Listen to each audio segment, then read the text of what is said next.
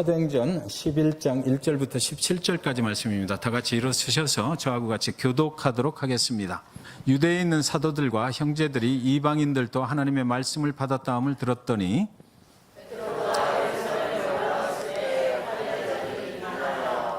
이르되 네가 무할례자의 집에 들어가 함께 먹었다 하니 이르되 내가 욥바시에서 기도할 때 황홀한 중에 환상을 보니 큰 보자기 같은 그릇이 네 귀에 매여 하늘로부터 내려 내 앞에까지 드리워지거늘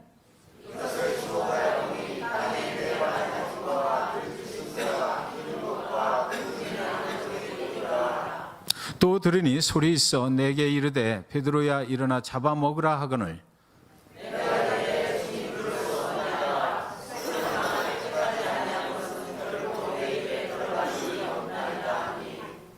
또 하늘로부터 두 번째 소리 있어 내게 이르되 하나님이 깨끗하게 하신 것을 네가 속되다고 하지 말라 하더라.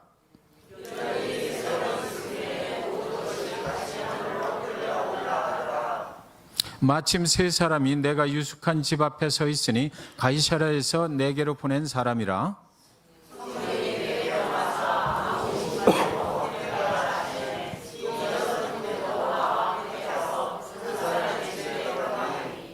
그가 우리에게 말하기를 천사가 내 집에 서서 말하되 네가 사람을 요빠에 보내어 베드로라 하는 시몬을 청하라.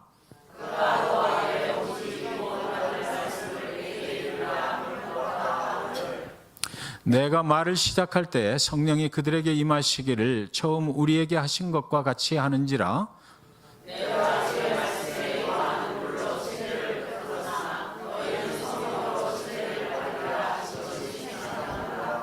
다 같이요. 그런즉 하나님이 우리가 주 예수 그리스도를 믿을 때에 주신 것과 같은 선물을 그들에게도 주셨으니 내가 누구이기에 하나님을 능히 맡겠느냐 하더라. 제가 요즘 읽고 있는 책들 중에 신도 버린 사람들이라는 책이 하나 있습니다. 영어 제목은 Untouchables 이렇게 돼 있는데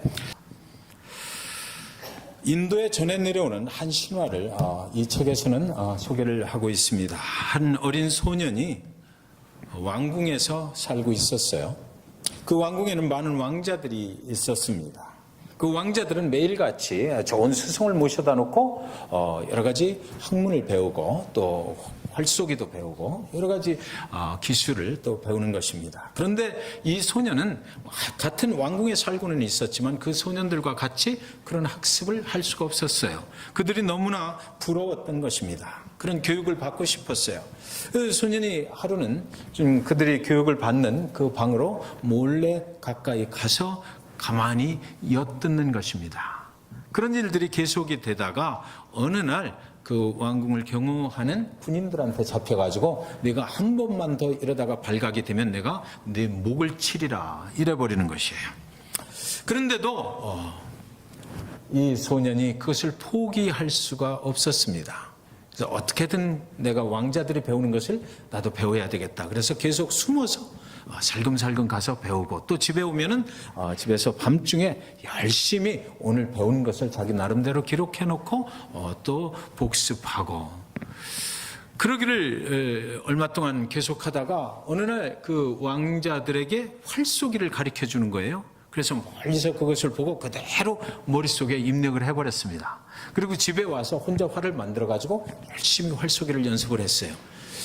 그런데 그 스승이 어느 날 이렇게 왕궁의 그 뜰을 이렇게 걸어 다니는데 갑자기 산에서 내려왔는지 사슴 한 마리가 날쌔게 도망쳐서 그 왕궁을 지나가는 것이에요. 그런데 저쪽에서 갑자기 활을 당기는 소년이 있는데 그 소년이 바로 그 소년이었습니다. 몰래 와서 이렇게 보던 그 소년이 활을 탁 당겼는데 그 사슴이 그 소년이 쏜 그 활에 맞아서 쓰러져 버리는 것입니다. 그래서 이 스승이 그 소년을 불렀어요. 네가 도대체 누구냐 하고 이렇게 물어보니까 그 소년은 인도 사이에서 완전하게 격리되어 버린 불가촉 천민의 아들이었던 것입니다. 그래서 그 왕궁에서 살고는 있지만 그 왕궁에서 온갖 더러운 일, 인간이 손을 대기도 힘든 이런 일들만 하고 살아가는 집안의 아들이었던 것이에요. 인도에서 해마다 하루를 정해서 스승에게 감사를 드리는 날이 있다고 그래요. 그래서 그 학생들이 이제 스승에게 어떤 선물을 드리는 날이 있다고 그럽니다.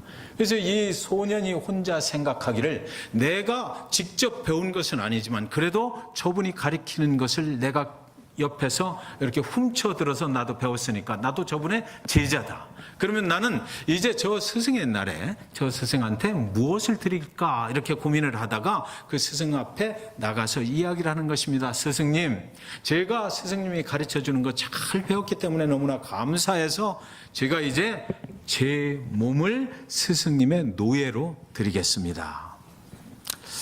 그러니까 스승이 가만히 생각을 하더니 뭐라고 그러냐면, 아니야, 나는 네 몸을 노예로 받을 수가 없어. 그러니까 너는 이제 내가 받기를 원하는 것이 있는데 그것을 나에게 주면 돼 라고 말하고서 뭐라고 그러냐면, 내 엄지손가락을 내가 받기를 원해. 그래서 그 스승의 날에 이 소년이 자기의 오른쪽 엄지손가락을 잘라서 피가 뚝뚝 떨어지는 그대로 그 스승님께 드렸다고 그래요. 이 엄지손가락을 잘라버리면 화를 더 이상 쏠 수 없게 된다는 것을 그 스승이 알고 그것을 요구했던 것입니다. 인도에서 자라고 있는 어린이들은 이 지금 소개해드린 이 신화를 계속해서 반복 학습을 하면서 배우면서 그 불가촉 천민들은 도저히 우리와 가까이 할 수 없는 그런 사람들이다라고 어려서부터 그런 교육을 받고 자라난다는 것입니다. 그러니까 그 인도 사회 속에서 지금은 많이 완화가 됐지만 그럼에도 불구하고 그들은 복음으로부터 완전히 소외된 사람들이고 세상으로부터 완전히 소외된 사람들이고 격리된 사람들이고 사회 속에서 완전하게 격리되어 버린 그런 사람들, 그런 그룹이 이 지구상에 아직도 살고 있다는 것이에요. 왜 그러냐면 그들이 믿는 신 푸르사라고 하는 그런 신이 있는데 기원전 1000년경에 그들이 믿는 것은 이 푸르사가 자신을 희생함으로 인해서 인간이 창조가 됐다 이렇게 믿어요. 그래서 이 사람들이 믿는 것은 그 푸르사가 죽을 때에 그 푸르사의 입은 선생을 만들었다. 그리고 또 푸르사의 팔은 군인을 만들었다. 푸르사의 허벅지는 상인 계급을 만들었다. 그리고 그의 두 발은 노예를 만들었다. 그래서 그렇게 인간이 창조됐다라고 그들이 믿는 것이거든요. 그런데 이 사람들 중에도 들지 못하는, 신이 버려버리고 신으로부터 창조되지 못한 한 인간 그룹이 있는데 그 그룹들이 바로 불가촉 천민 그룹이다라는 거죠. 그러니까 이 불가촉 천민 그룹에 속하게 되면 태어날 때부터 완전히 세상으로부터 소외된 그룹으로 평생을 살 수밖에 없다라는 것입니다. 그래서 인도인들이 그들이 읽는 경전이 있는데 그 경전을 베다라고 불러요. 그런데 이 베다로 말미암은 불가촉 천민에게 적용되는 룰을 하나 만들어 놨는데, 불가촉 천민이 베다 경전을 읽으면 귀에 남물을 부어버려라. 불가촉 천민이 베다를 암송하면 그 혀를 잘라버려라. 불가촉 천민이 베다를 기억하면 몸뚱이를 둘로 가를 것이요 라고 그 룰에는 그렇게 기록이 되어 있다고 하는 것입니다. 세상에 우리가 아무리 복음을 들고 나가도 untouchables, 우리가 접촉하기가 어려운 그런 사람들의 그룹이 아직도 세상에는 존재를 한다는 것입니다. 주님이 십자가에 죽으실 때 온 인류를 위해서 죽으셨는데도 불구하고 주님 예수 그리스도의 그 복음이 들어갈 수 없이 완전하게 막혀버린 그런 사람들이 있다라고 하는 거예요. 저와 여러분을 주님께서 택하셔서 이제 예수 그리스도의 복음을 듣게 하고 구원의 방주 속으로 들어오게 하고, 그리고 나서 지금 우리에게 아직도 복음이 세상 땅끝까지 전해져야 된다라고 말씀하실 때 우리 머릿속에 어떤 사람들이 생각나야 되느냐? 우리 안에 있는 사람들, 아직 예수 그리스도를 모르고 살아가는 사람들 뿐만 아니라 오늘 소개해드린 이런 그룹들에게도 우리가 어떻게 하면 나를 구원하신 그 주 예수 그리스도의 복음을 전파를 해서 그들도 자유를 누리면서 살아갈 수 있게 할까? 영원한 생명을 그들에게도 줄 수가 있을까? 우리는 이런 생각을 해야만 된다는 것입니다. 우리가 오늘 하나님의 말씀을 대할 수 있다는 것은 그래서 참으로 축복된 것이죠. 그 사람들은 그 성전을 그들이 믿는 것도 잘못된 것이지만 그들이 믿는 그 신의 경전을 읽을 수도 없고 읽다가 목이 잘리고 혀가 잘리고 이럴 수밖에 없는 그런 환경 속에서 살아가고 있다는 것을 생각해 보면 우리가 하나님의 말씀 속에 들어갈 수 있고 그 말씀을 배울 수 있다는 것은 참으로 축복된 것입니다. 여러분, 사도행전 10장에는 유대인 베드로가 로마의 백부장인 고넬료의 집으로 찾아가서 그곳에서 복음을 전하는 모습이 자세하게 기록이 되어 있습니다. 그런데 사도행전 11장에 오면 다시 한번 또 그 10장에 있던 내용들이 반복해서 또 기록이 되고 있어요. 그런데 11장 1절은 어떻게 시작하냐면 유대에 있는 사도들과 형제들이 이방인들도 하나님의 말씀을 받았다 함을 들었더니 이렇게 시작해요. 자, 10장에서 이미 베드로가 고넬료의 집에 들어가서 예수 그리스도의 복음을 다 증거를 하고 그 고넬료의 가정은 아주 경건한 사람들이었으나 예수 그리스도의 복음을 아직은 잘 몰라서 그 집에 들어가서 그 복음의 진술을 증거를 했더니 그들이 전부 다 새로운 예수 그리스도의 사람들로 다시 구원을 받고 성령이 그들에게 임했다. 이렇게 됐는데 다시 11장 1절로 오면서 유대에 있는 사도들과 형제들이 이방인들도 그러니까 고넬료의 가정 그 사람들도 하나님의 말씀을 받았다 함을 들었더니 이렇게 시작해요. 그러니까 베드로가 고넬료의 집에 다녀와서 어디로 다시 돌아갔다? 예루살렘에 돌아가서 그런 일이 있었다라고 말을 한 거죠. 그랬더니 그 소식을 듣고 뭐라 그러냐면 그 다음에 2절 3절을 보시면 베드로가 예루살렘에 올라갔을 때 할례자들이 비나여 이르되 네가 무할례자의 집에 들어가 함께 먹었다 하니 이렇게 되거든요. 그러니까 11장은 다시 그 고넬료의 집에서 상당한 구원의 역사가 일어났는데도 불구하고 그 이야기를 예루살렘에 있는 정통 유대인들 그리고 또 예수 그리스도를 믿은 자들에게 가서 베드로의 동지들에게 가서 어떤 일이 있었는지를 얘기를 했더니 이 사람들이 이야기를 하기를 That's the problem 이러는 거예요. 너 잘못했다라는 거죠. 그래서 그들이 가지고 나오는 이슈가 뭐냐면 내가 어떻게 할례자가 그러니까 정통 유대인들은 전부 다 하나님의 백성이라는 것을 표시하기 위해서 할례를 받잖아요. 할례자가 어떻게 이방인, 무할례자, 할례받지 못한 사람들 그러니까 그들 생각에는 뭐냐면 이방인은 절대로 구원받아서는 안 되라는 거죠. 어떻게 구원받을 수 없는 하나님이 선택하지도 않은 그 백성들 앞에 가서 내가 구원의 복음을 증거하고 그들이 하나님의 복음 예수 그리스도를 믿게 됐느냐. 그래서 어떻게 그 사람들이 우리 같은 선민이 아닌 사람들이 예수 그리스도를 믿고 영원한 생명에 갈 수 있는 구원을 얻게 했느냐. 이것은 정말 잘못된 것이다 라고 이야기를 했던 것입니다. 여러분, 구원의 복음이 아직 예수 그리스도를 모르는 자들에게 전파되어서 그 복음을 듣고 예수 그리스도 앞에 나올 때에 우리 모두가 다 예수를 믿는 자들이라면 하나님의 백성들이라면 기뻐하고 잔치를 벌려도 시원치 않은 이 판국에 예루살렘의 아주 정통 유대인들 중에서 이제 개종이 돼서 예수 그리스도를 믿는다고 하는 사람들이 지금 하는 이야기가 이거거든요.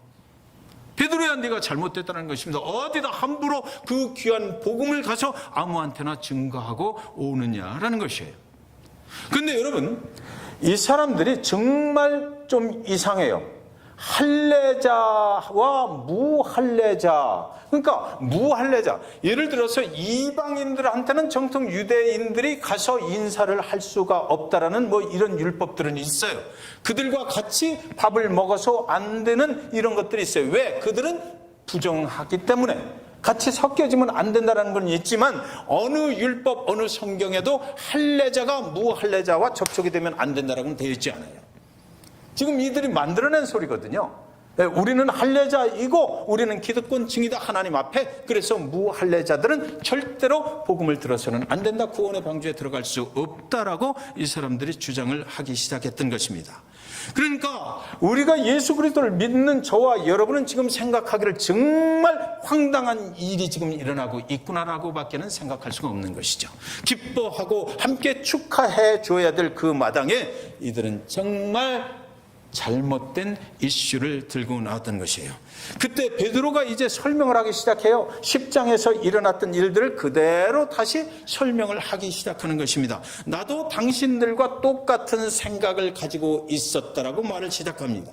그런데 내가 기도할 때 하늘에서 보자기 같은 것이 내 눈앞으로 내려왔다. 그러더니 그 안에 먹어서는 안 될, 우리의 율법에 먹어서는 안 될 그 기어다니는 짐승들, 4발 달린 짐승들, 그리고 공중을 나는 새들, 뭐 이런 것들이 있어서 나는 도대체 이것을 먹을 수가 없다라고 그렇게 이 얘기를 했는데, 하늘에서 들려오는 주님의 목소리가 베드로야 일어나서 이것을 먹어라, 이것을 먹어도 괜찮다, 이것을 먹으라라고 계속해서 말씀하셨다. 그래서 나는 말하기를, 주여 나는 지금까지는 한 번도 이런 율법에 금지된 음식을 내 평생에 먹어본 일이 절대로 없습니다. 그리고 앞으로도 난 죽어도 먹기 싫습니다. 안 먹을 것입니다. 하나님을 내가 섬기는 내가, 하나님이 부정케 하신 이 음식을 내가 어떻게 먹을 수가 있겠습니까? 라고 그렇게 계속 말을 했다. 곧장 2번이나 하늘에서 그것들을 내 앞으로 내려 먹으라 하기로 내가 계속해서 거부했다. 그랬더니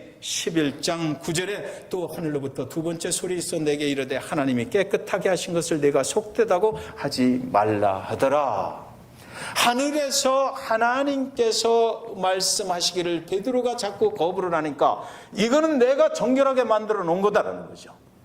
너희가 믿는 그 율법이라고 하는 것에서는 부정하게 했던 것, 그런데 하나님께서 주 예수 그리스도를 통해서 복음이 이 땅에 증거되게 하기 위해서 내가 이미 이방 사람들, 그동안 안 된다고 했던, 복음이 들어가면 안 된다고 했던 그런 사람들 모두를 내가 이미 깨끗하게 만들어 놨다. 복음을 받을 준비가 될 수 있도록, 복음은 모든 자들의 것이기 때문에, 모든 인류를 위한 것이기 때문에, 모든 자들을 생명으로 인도하기 위한 것이기 때문에 내가 그래서 내 아들 그리스도 예수를 십자가에 죽이기까지 희생시켰기 때문에 이제는 그 율법의 틀을 벗어나서 넘어가서 이방인들에게 모두가 그 복음을 들을 수 있도록 해줘야 된다. 내가 이미 그렇게 준비했고 그것이 내 계획이고 내 뜻이니까 이제 더 이상 거부하지 말고 그것을 먹어라 라고 말했던 것이에요.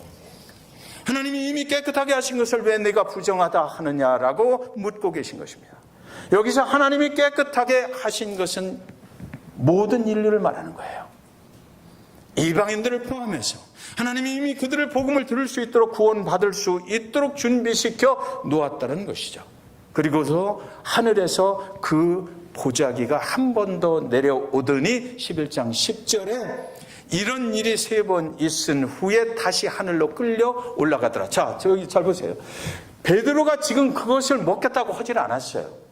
그래서 3번이나 내려와서 하나님께서 베드로에게 내가 깨끗해 하신 것이다, 내가 일어나서 먹으라 하더니 그대로 베드로 앞에 그 보자기를 내려놓고 가신 것이 있는 것이 아니라 그 보자기를 하늘로 다시 끌어 올려갔다. 이것은 내가 깨끗하게 한, 너는 이해할 수 없어도 내가 이미 깨끗하고 정결하게 복음을 들을 준비를 시켜놓은 내 것이다 라는 거죠. 내 거야 이건. 내가 함부로 할 수 없도록 내가 이미 내 소유로 만들어 놓은 이방인들이다라는 것입니다. 그러니까 복음은 유대인들의 것만이 아니고 온 인류를 위한 것이다. 그것이 하나님의 뜻이다라고 분명하게 말씀을 하시는 것입니다. 11장 12절에 보니까 성령이 내게 명하사 아무 의심 말고 함께 가라 하시매 이 여섯 형제도 나와 함께 가서 그 사람의 집에 들어가니. 정말 이때 베드로, 저와 여러분이 베드로였다면 많이 망설였을 것입니다. 그래서 그 보자기가 하늘로 다시 올라갔어요. 그러면 내가 이제 성령께서 내게 명하사 아무 의심 말고. 그때 고넬료의 집에서 보낸 사람들, 고넬료가 그 환상 중에 베드로를 요청하라. 그래서 요빠에 가서 사람들을 보내가지고 그 베드로 집에 온 거예요, 그때. 그러니까 이 사람들이 와서 문을 딱딱 두드리고 고넬료가 보내서 왔는데 당신을 초청하라고 그래서 왔습니다. 그래서 이때 고민이 됐을 거 아니에요. 성령이 내게 명하사 아무 의심 말고 함께 가라 하시는 거예요. 유대인의 정통에 따르면 내가 가면 안 되죠. 거기 절대 갈 수 없어요.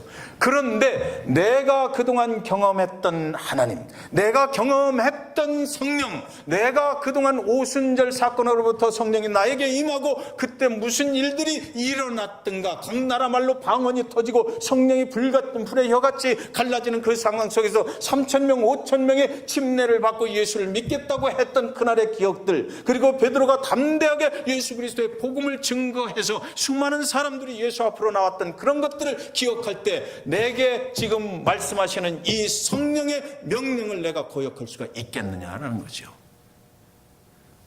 유대인의 정통과 그리고 성령의 음성 사이에서 베드로는 뭔가를 결정을 해야만 됐어요.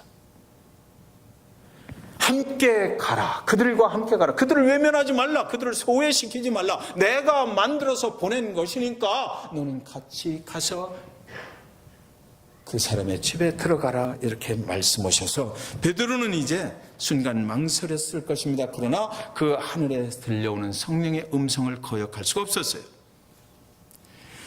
율법을 선택한 것이 아니라 베드로는 하나님의 성령의 인도함을 선택했다는 것이죠. 우리가 신앙생활을 하면서 그래요. 나는 전통에 매여 있을 수 있어요. 과연 내가 그동안 해보니까, 내가 신앙생활을 한 그것을 그동안 보니까 이렇게 하면 절대 안 돼. 이렇게 해가지고는 안 되는 거야. 저 사람은 절대 안 돼. 저런 경우는 안 돼. 교회는 이렇게 돼야만 되는 거야 라고 말할 수 있어요. 그러나 우리는 항상 그렇게 말할 때 또한 우리 안에 들어오신 이 성령께서 말씀하시는 소리도 동시에 일어난다는 거죠. 네가 갈 거야? 안 갈 거야?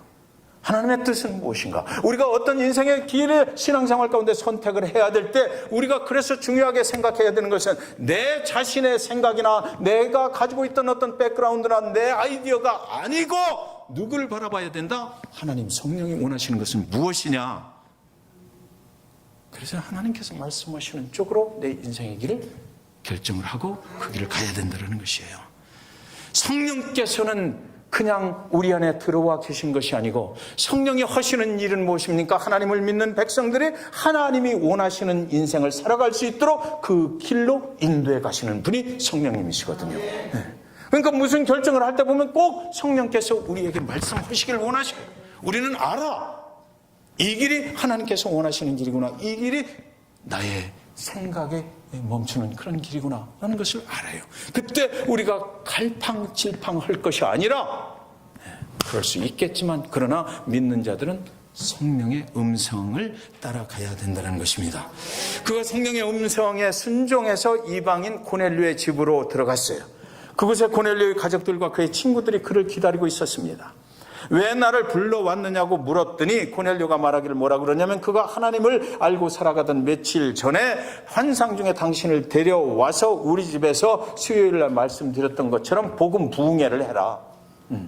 그러면 그가 구원에 대해서 얘기해 줄 것이다. 예수 그리스도를 통해서 구원을 받을 수 있는 길을 말해 줄 것이다 라고, 그래서 당신을 내가 여기까지 모셔온 것입니다. 그러니까 우리에게 주님의 복음을 증거해 주십시오라고 말하는 거예요. 구원의 복음이 이방인에게 증거되는 순간인 것이죠. 그때 베드로는 기억했을 것입니다, 여러분. 무엇을 베드로가 기억했느냐 그러면 사도행전 1장 8절에 오직 성령이 너희에게 임하시면 너희가 권능을 받고 예루살렘과 온 유대와 사마리아와 땅끝까지 이르러 내 증인이 되리라 하시니라.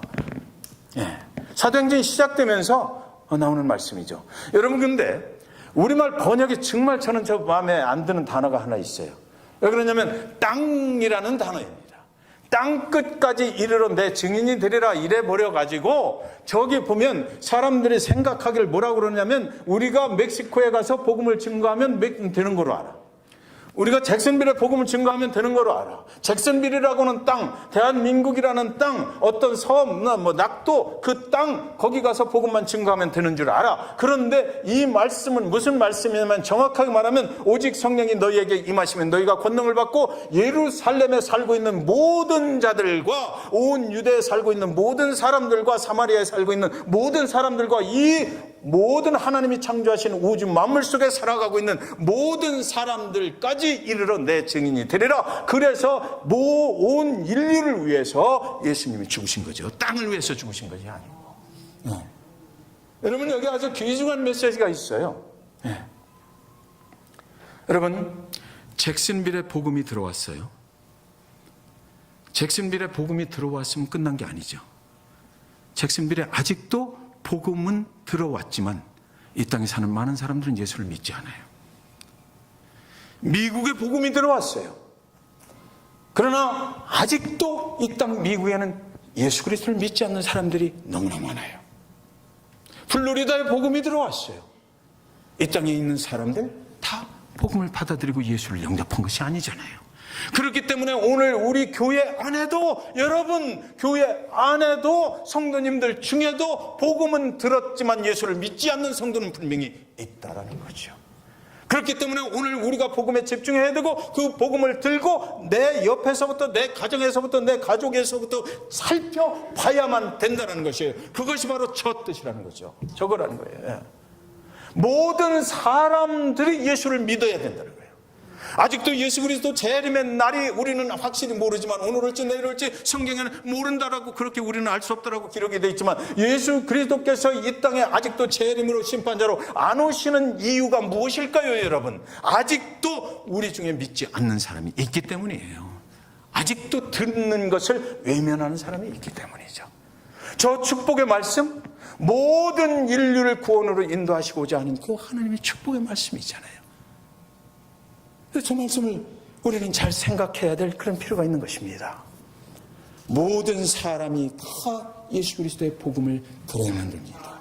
11장 15절에 내가 말을 시작할 때 성령이 그들에게 임하시기를 처음 우리에게 하신 것과 같이 하는지라. 여기 무슨 말입니까? 여러분, 하나님 아버지 앞에 순종한다는 것은 굉장히 중요해요. 아까 성령의 음성을 듣고 순종했다고 그러잖아요. 그래서 베드로가 그 6사람과 함께 그 고넬료 집에 들어갔어요. 그래서 고넬료가 당신을 초청한 이유를 말해줬어요. 그래서 이제 부흥회가 시작되는 것입니다. 그런데 여기 보니까 내가 말을 시작할 때 예수 그리스도의 복음을 내가 본 예수 그리스도, 그리고 그 그리스도의 죽으심과 부활에 대해서 어떻게 우리가 구원을 받는지에 대해서 내가 시작을 하는 거예요. 예를 들면, 사랑하는 여러분, 고넬료 가정의 가족들과 친구분 여러분들, 내가 아는 예수는요, 이렇게 시작을 했다라는 거죠. 그 말을 몇 마디 시작할 때 뭐라고요? 성령이 그들에게 임하시기를 처음 우리에게 하신 것과 같이 하는지라. 처음 우리에게 하신 것과 같은 건 뭐예요? 오순절 사건처럼 성령이 불의 혀같이 일어나는 일이 고넬료의 집안에 넘치게 되었다는 거예요.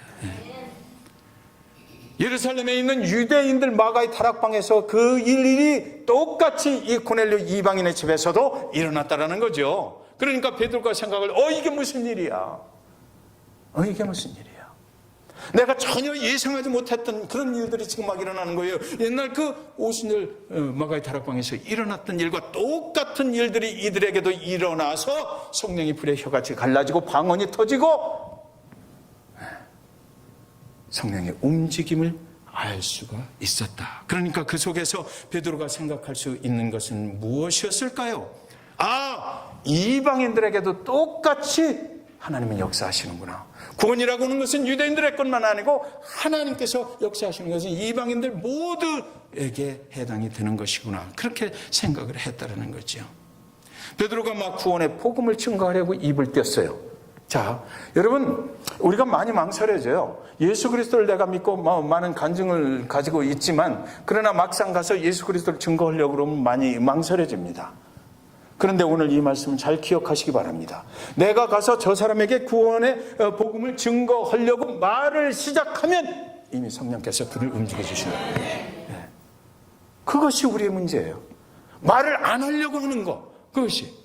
그래서 우리가 먼저 내가 알고 있는 예수 그리스도에 대해서 말을 시작하면 이미 그곳에 성령께서 역사하셔서 둘 사이의 관계를 부드럽게 만들어주시고 성령이 그 마음을 터치해 주신다는 것입니다. 그러니까 우리는 언제든지 그 준비가 되어 있어야 되겠다는 거죠. 예. 어떤 상황에서 어떤 예수 믿지 않는 자를 만났을 때 우리가 먼저 말을 시작하면 성령께서 도와주실 것이라는 것입니다. 그래서 예루살렘의 마가의 다락방에서 일어나는 오순절 사건과 똑같은 사건이 잭슨빌에도 일어날 거예요. 그죠? 네. 우리 가정들이 또 우리 마켓에서 일어난다는 것입니다. 코넬료의 집에서도 똑같은 일이 일어났어요. 그랬더니 이제 11장 17절에 보면 그런즉 이게 지금 베드로가 이제 예루살렘에 있는 사도들에게 하는 소리죠. 그런즉 하나님이 우리가 주 예수 그리스도를 믿을 때 주신 것과 같은 선물을 그들에게도 주셨으니 이방인들을 예수 그리스도의 복음 안으로 들어오게 하는 것이 하나님의 뜻이어서 그런 성령의 인도함을 받게 하셨으니 내가 누구이기에 하나님을 능히 맡겠느냐. 사랑하는 여러분, 하나님이 우리를 만드셨거든요. 하나님은 우주 만물의 창조자가 되셔요. 여러분의 인생에 가는 길을 하나님이 다 알고 계시고 그분의 뜻 가운데서 움직여 가요. 누가 감히 우리의 창조주 하나님이 원하시는 일을 막을 수가 있겠습니까? 네. 인간으로서는 할 수가 없는 일이죠. 베드로는 그것을 지금 말하고 있는 것이에요. 하나님이 계획을 세우셨고 하나님이 원하시는 것은 절대로 이 세상 어느 인간도 대적할 수 없다는 것입니다. 우리는 다만 그 하나님의 뜻과 계획 가운데 순종하고 하나님이 원하시는 길을 가면 된다는 것이에요. 하나님께서 우리를 축복해 주시기를 저와 여러분은 굉장히 원하지요. 네. 저와 여러분은 하나님이 축복이 넘치시기를 주님의 이름으로 축원드립니다. 그러려면 하나님의 뜻이 어디 있는지를 우리는 알아야 돼요. 그러려면 성령께서 나에게 하시는 말씀이 무엇인지 내 인생의 길을 어떻게 인도하기를 원하시는지 그것에 아주 센시티브한 그런 반응을 우리가 보일 줄 알아야 되겠다는 것입니다. 내가 경험한 바로는 내가 한 것이 아니다라는 거죠. 하나님이 거기 이미 일하고 계셨다는 것이. 하나님은 이미 계획하셨고 그들에게 성령께서 복음을 받아들일 준비를 다 해놓으셨더라. 하나님이 일하고 계신 것을 나는 보았을 뿐이다. 그래서 그 사도들 정통 유대인들에게 말하는 것입니다. 할례자라고 하는 자들에게 사랑하는 그리스도인 동지들이여 하나님이 하시는 일을 내가 어찌 막을 수 있겠소. 사랑하는 동지들이여 당신들도 마찬가지 하나님이 하시는 일을 여기 누가 과연 막을 힘이 있겠소. 우리가 할 수 있는 일은 그분에게 순종하는 것뿐입니다 라고 얘기하는 것이에요. 베드로가 유대인 사도들에게 그렇게 말한 것이죠. 11장 18절에 보면 이렇게 했더니 이제 결론입니다. 그들이 이 말을 듣고 잠잠하여 하나님께 영광을 돌려 이르되 그러면 하나님께서 이방인에게도 생명 얻는 회개를 주셨도다 하니라. 아멘. 이래서 이 모든 예루살렘 사람들이 이제 변하게 되는 겁니다. 제가 이제 결론적으로 한 가지만 말씀드리고 끝내겠습니다. 사울이 사도 바울이 돼서 나중에 전도를 하다가 이방인 전도를 하다가 예루살렘으로 가요. 그때도 예루살렘에 있는 제자들, 예수님의 제자들로부터 배척을 당합니다. 오늘 베드로도 이방인 코넬료의 집에 가서 전도를 하고 그리고 나서 다시 예루살렘으로 가요. 여기서 또 그 원래 정통 유대인 그리스도인들이 된 사람들로부터 비난을 받아요. 왜 이 사람들은 계속해서 예루살렘으로 갔을까?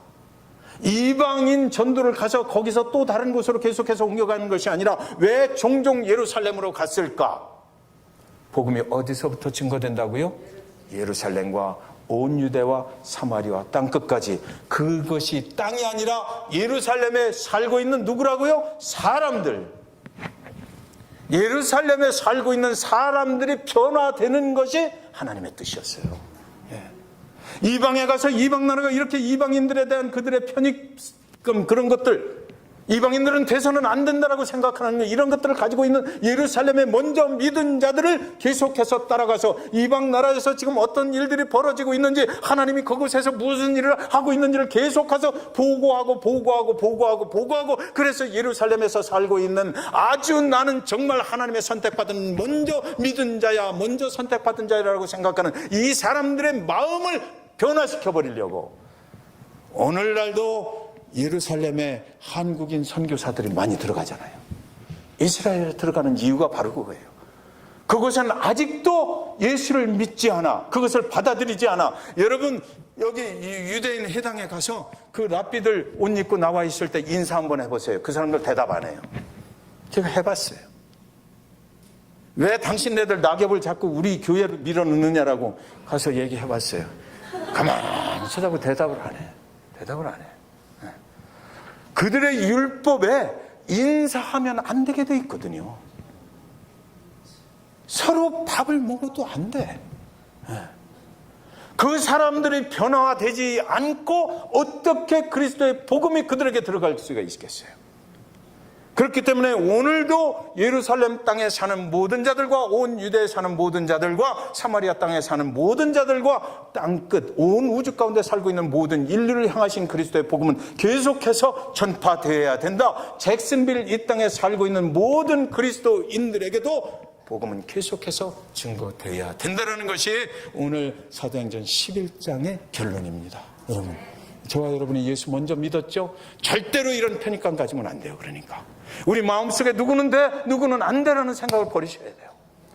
그래서 교회는 모든 자들이 올 수 있어야 되고 선택은 그들이 하는 거예요. 여러분, 우리가 그 일을 할 때 오늘 비난했다고 그러잖아요. 무할례자냐 따지고 비난하는 사람들 분명히 생겨요. 그러나 그 비난이 오히려 오늘 사도행전 11장을 만들었거든. 처음에 시작할 때 11장에서 처음에 시작할 때 뭐라고 그랬어요? 그들이 비난하는 것을 변증하려고 베드로가 이런 일들이 일어났다. 이것은 하나님이 하시는 일이지 우리가 하는 일이 아니다라고 해서 복음이 이방인들에게 들어간다는 확증을 거기서 해버리는 거예요.